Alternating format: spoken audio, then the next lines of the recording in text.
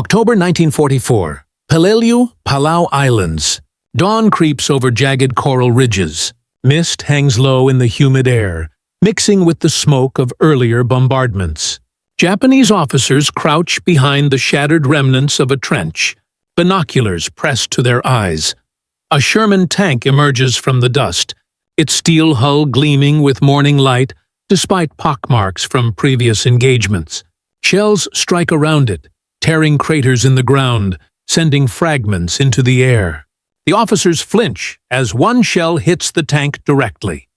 Ricocheted sparks, the thud of armor holding, the crew inside alive, shaking but determined. Another round slams into the side. Dust explodes, earth flies, yet the Sherman moves forward, relentless. Eyes widen, disbelief spreading across the officers' faces. 3 direct hits. The tank keeps rolling. The world around them, once cloaked in darkness and fear, suddenly feels exposed.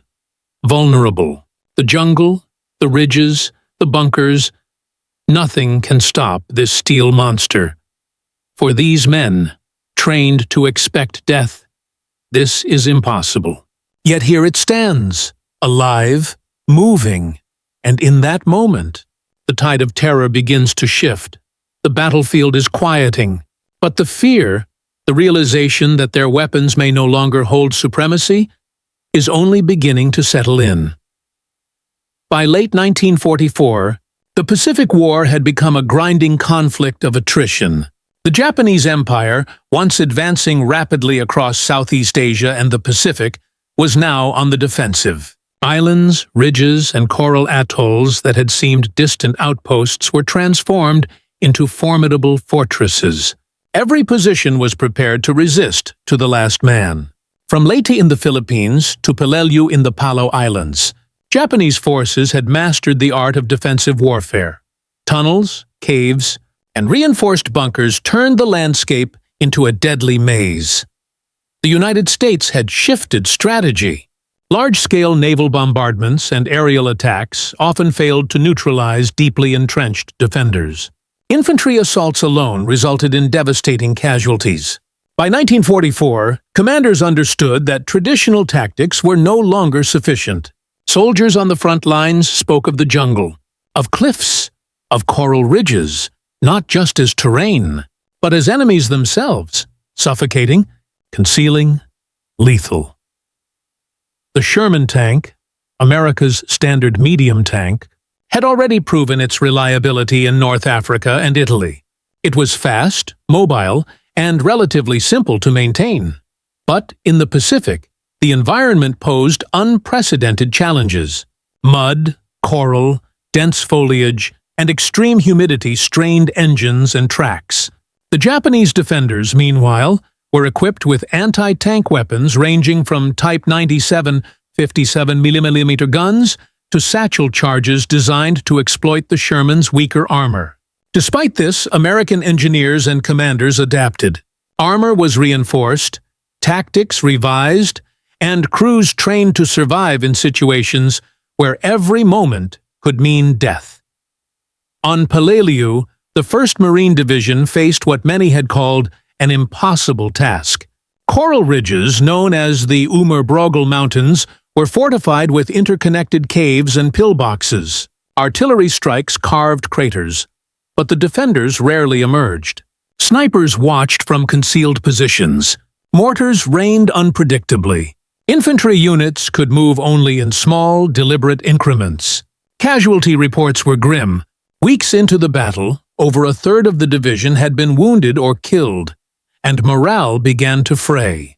Commanders realized that relying solely on conventional tactics would result in annihilation. The Sherman, initially intended as a supporting vehicle for infantry, became a central instrument of survival and defense. Its armor, previously tested in European theaters, now faced the concentrated fury of Pacific defenses. Each crew had learned to trust the steel hull, to depend on speed, positioning, and the small margin of safety it provided. Yet, the psychological aspect of this trust was equally critical. Soldiers observed tanks taking direct hits, surviving, and continuing forward. It was more than machinery. It was a beacon of hope and a statement of industrial resilience. In this environment, Japanese officers faced a paradox. Their defensive doctrine emphasized killing power and disciplined resistance. Every pillbox, every ridge, every hidden cave was designed to halt the advance of American forces. Yet the Shermans, resilient and adaptable, began to defy expectation. Reports from Peleliu documented tanks surviving impacts that would have destroyed lighter vehicles. Crews inside, shaken but alive, became symbols of endurance. For Japanese officers trained in strategy and stoicism, the experience was disorienting. They had faced the enemy's best: machine guns, mortars, artillery. And yet the Shermans kept moving. The strategic stakes were clear. The capture of Peleliu was essential for the upcoming Philippines campaign and for securing sea lanes for subsequent operations. Commanders knew the island could not be bypassed. Every reinforcement, every round of supplies, every calculated maneuver depended on neutralizing entrenched defenders. And within this crucible, the Sherman tank emerged not merely as a vehicle, but as a pivot point. A machine whose survival could shift both morale and momentum. The island's terrain, the enemy's ingenuity, and the constraints of logistics created a pressure cooker situation. Soldiers, officers, and crews all moved with an acute awareness of mortality. Each round fired, each advance made, carried consequences beyond the immediate battlefield. In the heat of Peleliu, the war distilled into a question of endurance. Which would prevail, the defensive genius of entrenched Japanese forces, or the adaptability and durability of American armored units? By early 1945, the lessons of Peleliu reverberated across the Pacific. Commanders had observed firsthand how entrenched positions, painstakingly prepared over months or even years, could resist traditional bombardment. Coral ridges, caves, and pillboxes had become virtual fortresses. Japanese defenders combined terrain mastery with relentless discipline, knowing that surrender was dishonorable. Yet, the resilience of the Sherman tanks had begun to challenge this perception. The M4 Sherman, originally designed as a versatile medium tank, was increasingly tested in extreme environments. Its armor, while not impervious, could absorb hits from Japanese 37mm and even 57mm anti-tank guns at certain ranges. Crews learned to angle their vehicles, to use hull-down positions, and to exploit cover wherever available. Its gasoline engine, though vulnerable, provided speed and mobility unmatched by many Japanese armored vehicles, which were lighter and less protected.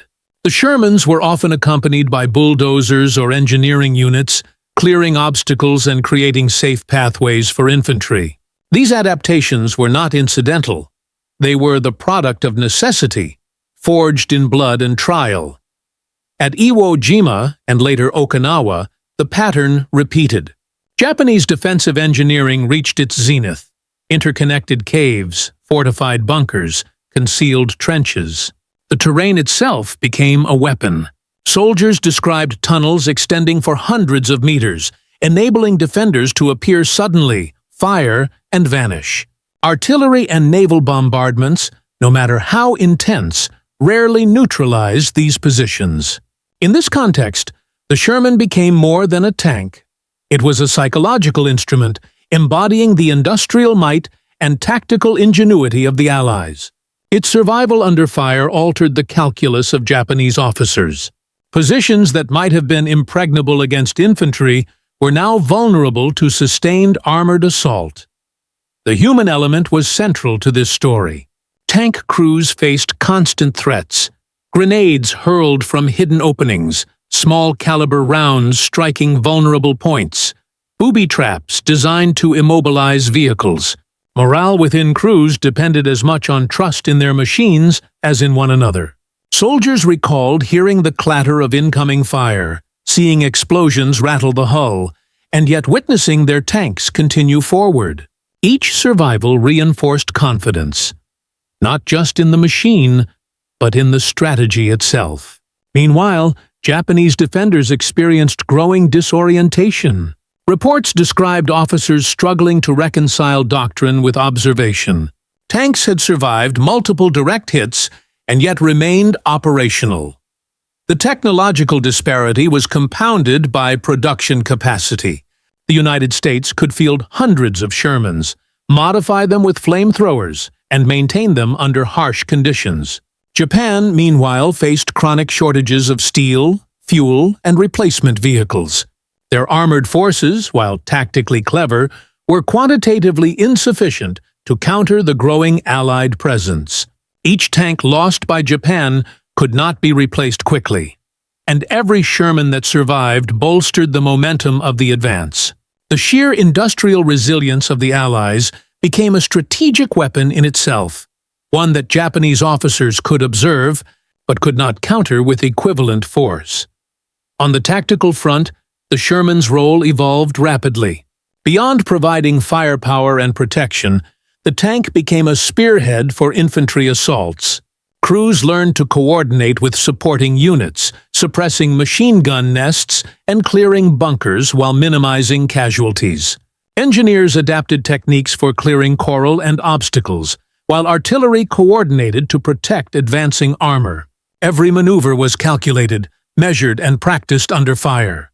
The combined arms approach showcased the Sherman not merely as a tool, but as the linchpin of operational doctrine. By the time the Allies moved toward Okinawa, the lessons were clear. Sherman tanks could endure impacts that would destroy other vehicles, and their continued movement under fire had psychological effects on both sides. For American forces, it reinforced a sense of inevitability. For Japanese officers, it created unease, a dawning recognition that traditional methods of defense were increasingly insufficient. The battlefield was no longer a simple contest of bravery or numbers. It had become a test of industrial endurance, tactical adaptation, and psychological fortitude.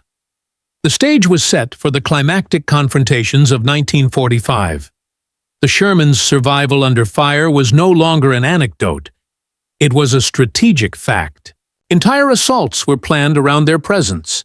Commanders relied on them not only to suppress enemy positions, but to demonstrate to both friends and foes the futility of conventional resistance. Each surviving Sherman became a statement. No matter how well prepared the defenders, the Allies could absorb hits, continue advancing, and achieve their objectives. This context laid the foundation for understanding the reactions of Japanese officers when confronted with Shermans that defied expectation.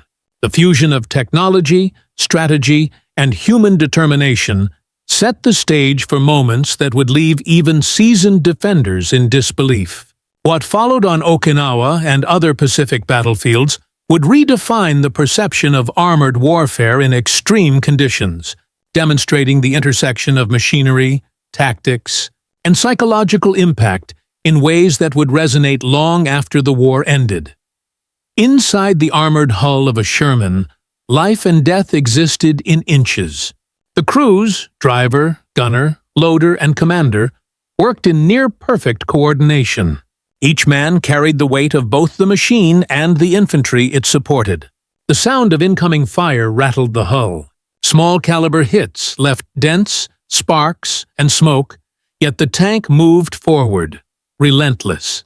Crews described moments when the vehicle shuddered under impact, instruments flickered, and yet engines roared on. Fear was constant, but so was purpose. The soldiers learned to read the jungle, to anticipate enemy positions, to act as extensions of the tank itself. Their survival depended on both training and trust. Trust in each other, and trust in the Sherman's resilience. Exhaustion and heat combined with the stench of diesel and gunpowder, creating an environment as oppressive as the combat outside. Every successful maneuver strengthened morale. Every near miss reinforced the fragility of life. The human story of the Sherman was inseparable from the machine's endurance, forming a symbiotic relationship that would define operations in the Pacific. The M4 Sherman was not invincible, but it was adaptable. Armor thickness varied between 50 mm and 75 mm on early models, upgraded on later variants to withstand medium-caliber fire. Sloped armor, hull angles, and internal compartmentalization helped deflect or absorb impacts. The 75mm gun provided versatility against fortifications, and the 37mm and 57mm anti-tank threats posed by Japanese forces were often insufficient at range. Crews learned to angle the tank, maximize hull protection, and exploit terrain for cover. The tank's mobility was crucial in jungle and volcanic island conditions. Fuel capacity and engine reliability enabled sustained operations, while modifications, including flamethrowers and extra armor plating, transformed the Sherman into a multi-role weapon system. In battle, these mechanical advantages created a sense of inevitability. The Shermans could survive hits that destroyed lighter vehicles, and their firepower could systematically neutralize fortified positions. Each mechanical survival was both a tactical success and a psychological blow to defenders. Sherman operations were never isolated. Engineers cleared obstacles, infantry provided spotting, artillery and naval support softened targets before the tanks advanced. In the Pacific theater, the combined arms approach was essential to overcome entrenched defenses. Crews synchronized movements with infantry, suppressing enemy positions while minimizing risk. Bulldozers carved paths through coral and mud, while engineers identified mines and traps. Flamethrower variants targeted caves and bunkers that resisted artillery. Japanese defenders expected slow attrition, but the coordination of Shermans and supporting units accelerated assaults. Tactical planning accounted for terrain, visibility, and enemy positions, leveraging the tank's durability to protect infantry and provide continuous fire. Each engagement demonstrated the Sherman's adaptability, not merely a weapon, but a linchpin in a broader operational doctrine. Japanese officers relied on terrain, fortification, and discipline. Defensive positions were carefully constructed. Interconnected caves, pillboxes, and trenches camouflaged under vegetation. Infantry trained for ambush, close-range engagement, and suicidal counterattacks. Anti-tank weapons were limited in number and often required precise targeting to disable a Sherman. Witnesses reported officers in disbelief when their weapons failed to halt the tanks. Positions that had resisted days of bombardment were vulnerable to continued armored pressure. The psychological impact was profound. Soldiers had been trained to withstand artillery, fire, and machine guns, yet the persistent advance of Shermans defied expectation. Their doctrine emphasized honor, but the appearance of an armored vehicle that could survive multiple hits forced officers to reconsider tactics in real time, sometimes abandoning positions preemptively. The battlefield had become a laboratory of endurance, human courage, mechanical resilience, tactical planning, and defensive ingenuity intersected in ways that made each engagement unpredictable. Survivals and losses were measured not just in meters or bodies, but in the psychological perception of what was possible under fire. Commanders at every level faced immediate, brutal choices. On the Allied side, leaders like Major General Roy Geiger and British officers in Burma had to weigh speed against caution. Orders were precise. Shermans would lead assaults, engineers would clear obstacles, infantry would follow at a safe distance. Mistakes could cost hundreds of lives. On the Japanese side, officers confronted a harrowing reality. Their doctrine of honor and resistance met a mechanical force seemingly impervious to standard tactics. Reports from Okinawa and Luzon describe officers stunned when Shermans survived multiple direct hits. Leadership decisions had to balance the desire for retaliation with the preservation of what remained of their units. Each command choice carried consequences. Miscalculating tank strength meant annihilation. Hesitating risked surrendering strategic ground. The battle became not only a test of bravery, but of adaptability and judgment under extreme conditions. For both sides, morality was tested in stark terms. Allied soldiers recognized the human cost of Sherman assaults. Japanese defenders faced a weapon that obliterated the traditional honor of combat. Crews inside Shermans carried the dual burden of survival and destruction. Infantry watching flamethrower Shermans clear caves described a detachment, not of cruelty, but necessity. Morale shifted with every advance. Terror spread among defenders even before the tanks arrived. Diaries from Japanese units recount the shock and despair when positions thought secure were penetrated repeatedly. The moral weight of operating or facing Shermans was enormous. Courage was no longer enough. It had to contend with industrial resilience. This created a psychological battlefield as potent as any physical engagement, shaping behavior, decisions, and the eventual collapse of defensive positions. Survivors repeatedly noted the impact of perception in tank warfare. The Sherman's survival against multiple hits created awe and fear. Enemy soldiers, expecting a single well-placed shell to neutralize armored threats, found their assumptions repeatedly shattered. Reports describe officers and troops frozen in disbelief as tanks shrugged off artillery and anti-tank rounds. In combat, fear was contagious. Observing Shermans continue forward, despite sustained fire-induced hesitation, disrupted coordination, and sometimes caused units to abandon positions. Allied crews experienced the inverse. Confidence built on mechanical reliability, tactical coordination, and repeated success.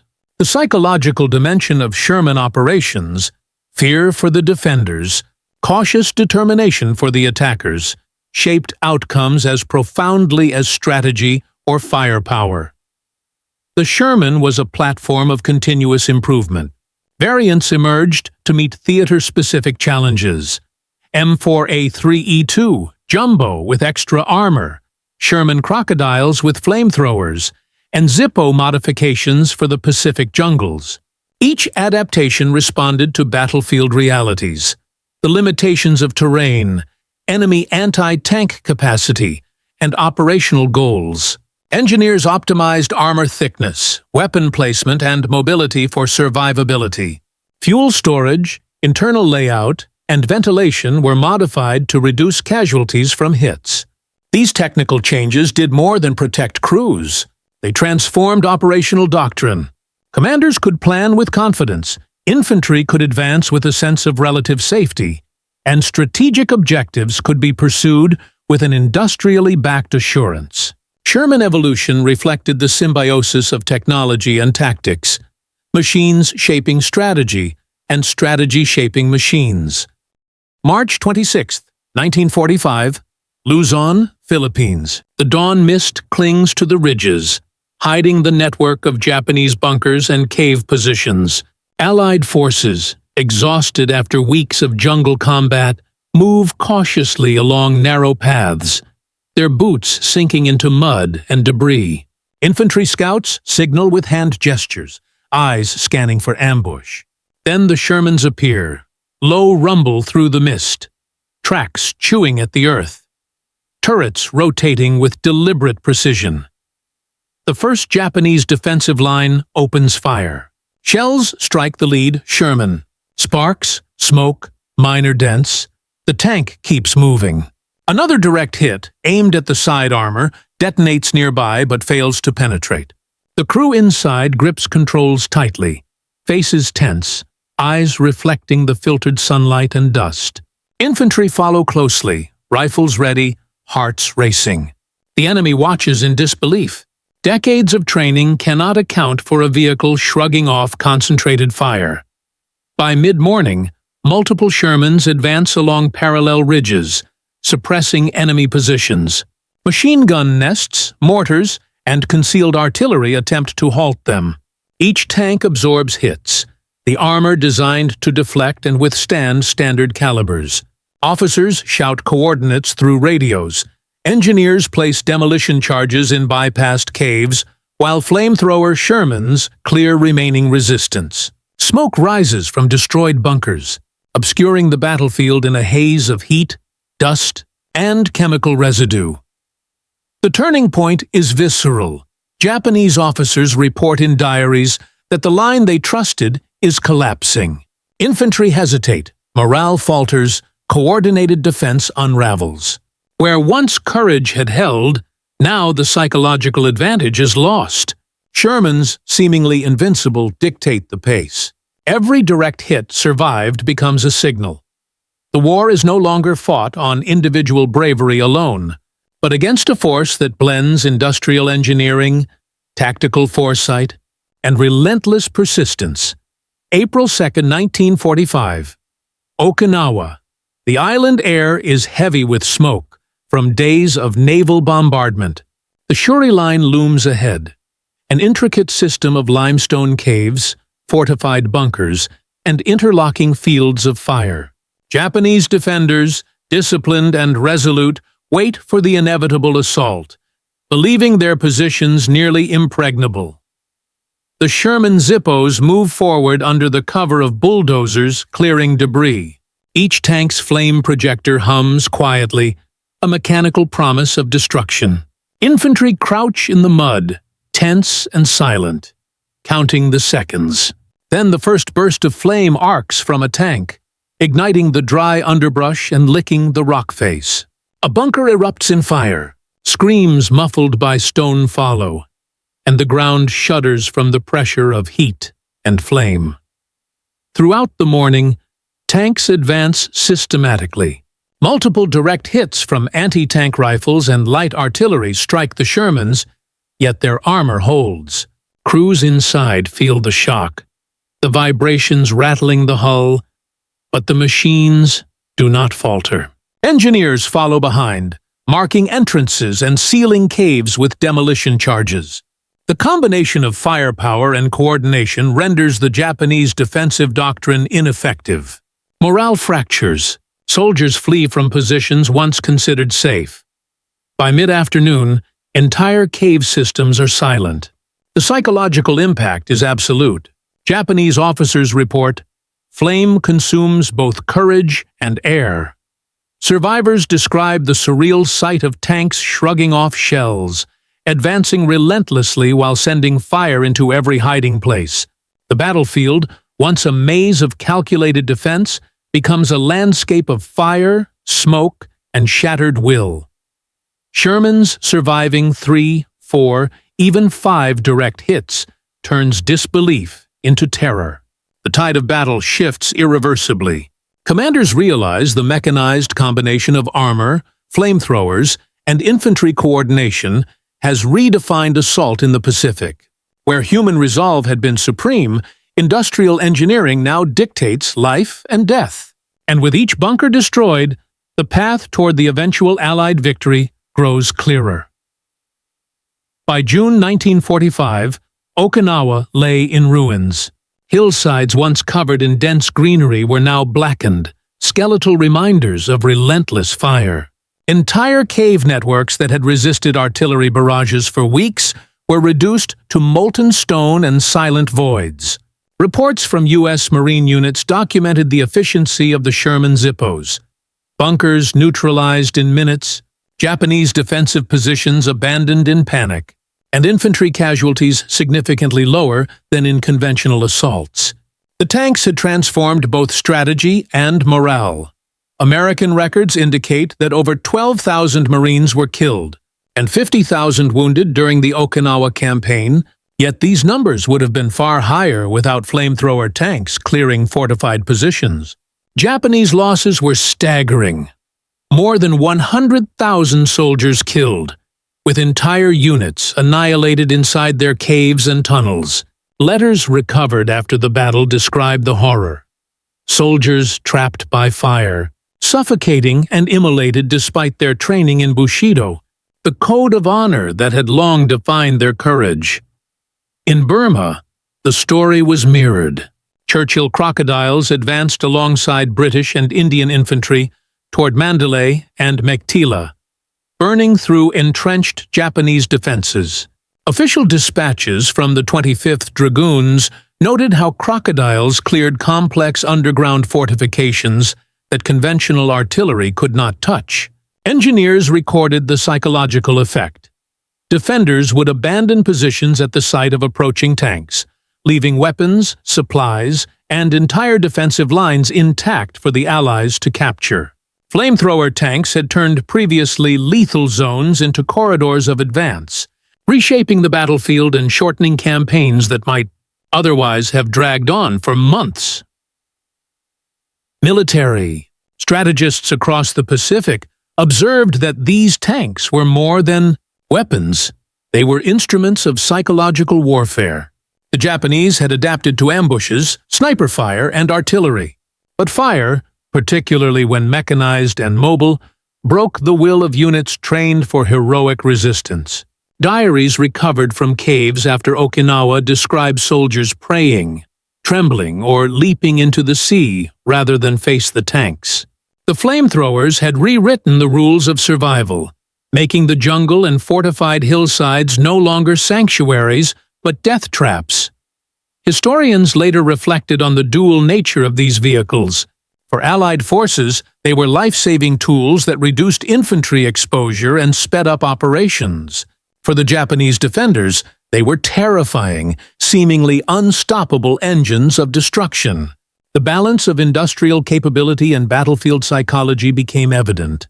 Survival depended not only on courage, but on the ability to counter technology that could consume both earth and spirit. By mid-1945, the cumulative effect of flamethrower tanks was unmistakable across the Pacific and Burma theaters. In Okinawa, after weeks of coordinated assaults, the Shuri Line, Japan's heavily fortified defensive network, was shattered. Sherman Zippos and accompanying infantry systematically advanced through ridge lines and cave systems, neutralizing positions that had resisted days of artillery bombardment. Photographs and field reports describe scenes of hillsides blackened by fire, smoke rising from collapsed bunkers, and Japanese soldiers fleeing into the open, only to be cut down by small arms fire or artillery. British records from Burma paint a similar picture. Crocodile tanks of the 25th Dragoons methodically burned their way through entrenched Japanese positions around Mayaktila and Mandalay. Infantry units reported that the tanks cleared entire defensive strongpoints in minutes, a task that would have otherwise required prolonged assaults with heavy casualties. Engineers noted that even when bunkers were reinforced with logs, earth, and sandbags, the fire penetrated every opening, leaving no effective shelter. Survivors spoke of the psychological terror. Defenders would surrender without fighting once they saw the tanks advance. The toll on Japanese forces was catastrophic. In Okinawa alone, entire regiments were annihilated within their tunnels and caves. Contemporary Japanese accounts describe soldiers suffocating or perishing in flames, many choosing death over capture.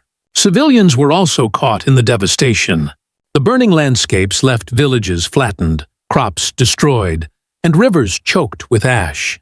In Burma, Japanese garrisons abandoned positions after witnessing the overwhelming efficiency of crocodiles, leaving behind supplies, weapons, and fortified emplacements. For Allied forces, the results were stark but sobering. Flamethrower tanks drastically reduced infantry casualties and shortened the duration of offensives. Yet they exacted a heavy moral and psychological cost. Marines and British soldiers later recounted lasting impressions of the flames.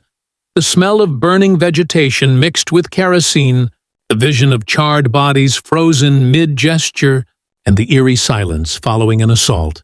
Some tank crews admitted that, despite understanding the necessity, they felt a grim unease at the devastation they had wrought. Strategically, the effectiveness of these vehicles influenced post-war planning. Both the British and American militaries incorporated flamethrower tanks into doctrines for potential invasions of Japan's home islands, recognizing that fire could achieve what traditional artillery and infantry assaults could not.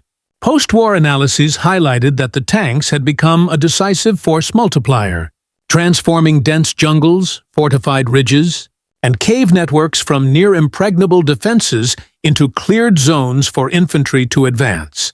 The psychological and tactical impact reshaped how commanders approached entrenched enemy positions in the Pacific.